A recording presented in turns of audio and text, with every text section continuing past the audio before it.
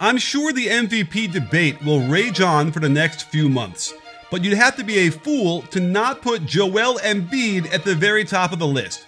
There is no other player in the NBA who walks onto the court to start the game with such a huge physical advantage, and I found myself feeling sorry for the poor defenders that get thrown out there to try and stop him. There's simply no denying that Embiid is bigger, stronger, quicker, and more skilled than just about any other player, and that's why this video will set out to prove why he's the MVP.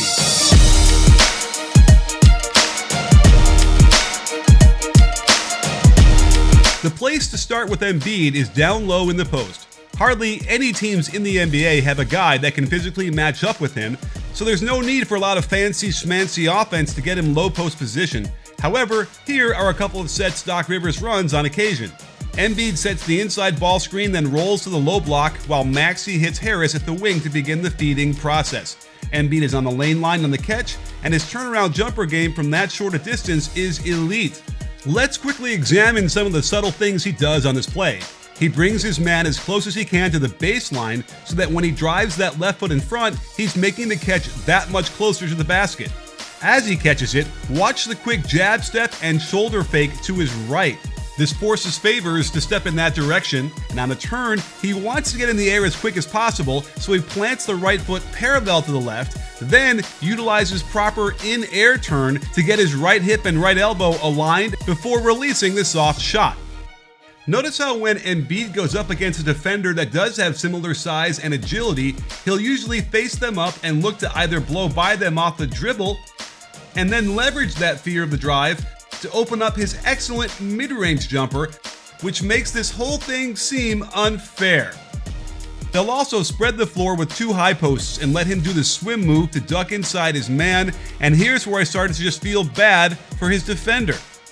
Here's that same Horns-ish set and nothing fancy, just a high-low entry as Embiid is unstoppable if he makes the catch with both feet in the lane. They did get a little fancy with this Spain pick and roll set. Watch how it's Niang setting the ball screen and Embiid backscreening Niang's man. This inversion of the traditional positions gets Embiid a catch at the free throw line, and I was already feeling sorry for Stanley Johnson, and Embiid doesn't even bully him, just hits him with a 14-foot fadeaway with touch. Part of being a perennial MVP contender is doing the obligatory post-game press conferences. Joel Embiid knows he has to look good in front of the media and the fans in order to get more votes. And it should be a priority for you as well. Up your face game by letting Geology create a specific formulated set of washes and creams that will make your skin look amazing. An ex-girlfriend of mine turned me onto the face soap I'd been using for the past 22 years. Not only am I glad we broke up, but compare the old stuff to Geology's face wash. It comes out thick and viscous, smells like incredible citrus, and I find myself looking forward to washing my face and feeling totally clean, tight, and moisturized all at the same time. The skin under your eyes is starting to look like Hugh Hefner's ball sack. The same thing was happening to me, but with Geology's nourishing eye cream, the skin under my eyes went from ball sack to baby's bottom in no time. All you have to do is fill out some questions. They'll create the optimal set of washes and creams for you, and I guarantee people will start commenting on how much better you look.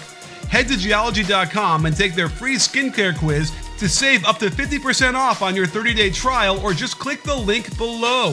That's Geology.com, or click on the link below to save 50% off on your 30-day trial.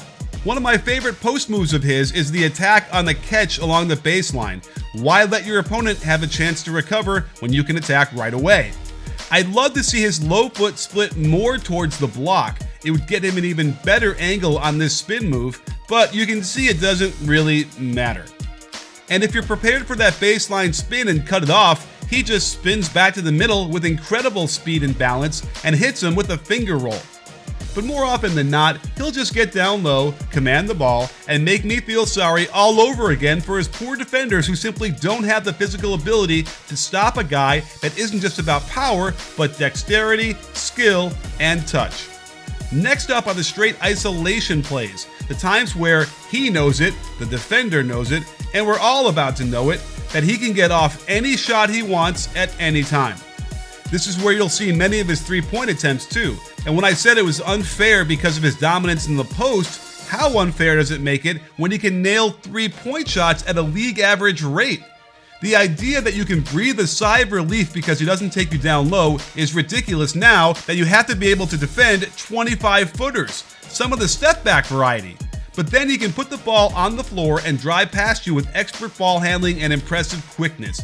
No one puts the total package together on the floor like this at his size. And when you set immense ball screens to allow his teammates to help him get more open shots, the pick and pop has worked pretty well for him, especially to find open threes. And I want you to notice that the ball handling threat doesn't impress the defense that much, yet he still gets these open looks. Imagine what's going to happen when Harden runs these with him and sets him up for shots. Assist-wise, he commands so many double teams that the easy passes flow for open shots all over the place.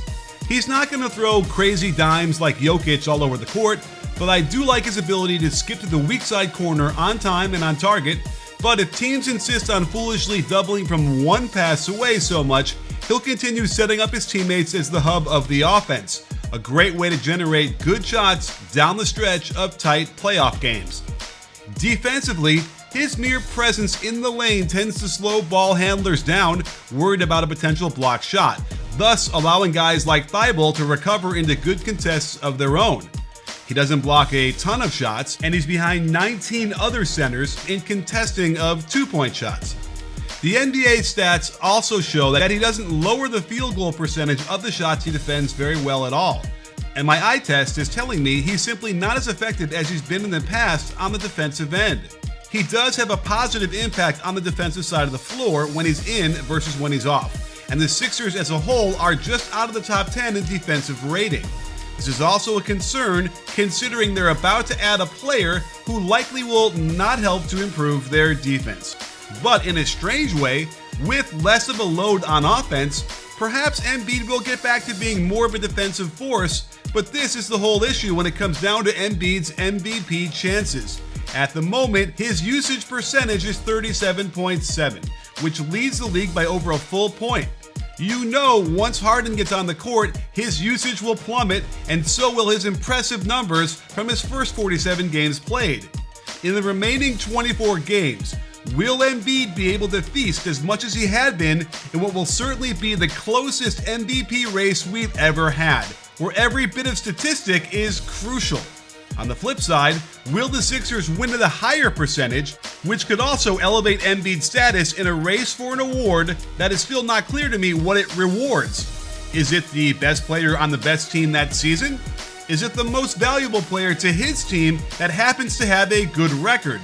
Because of all these factors, I suspect Embiid ends up being in a position to completely deserve the trophy 100%, but will most likely not win it by the thinnest of margins.